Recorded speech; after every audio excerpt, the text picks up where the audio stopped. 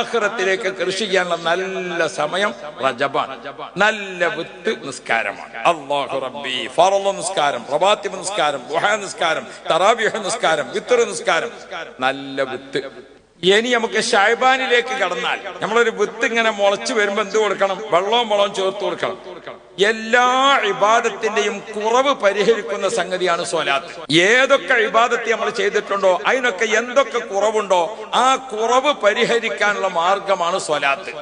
നബി സല്ലല്ലാഹു അലൈഹി വസല്ലമ തങ്ങളെ പേരിൽ സ്വലാത്ത് ചെല്ലണമെന്ന ഓർഡർ അല്ലാഹു സുബ്ഹാനഹു വ തആല ഉമ്മത്തിന് നൽകിയത് എപ്പോഴാണെന്നറിയോ? അത് ശഅബാനിലാണ്.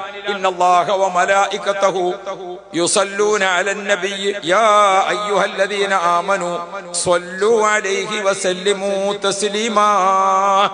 സ്വലാത്ത് ചെല്ലണം എന്ന ഓർഡർ അല്ലാഹു തആല നൽകിയത് ഏതിലാണ്? ശഅബാനിലാണ്.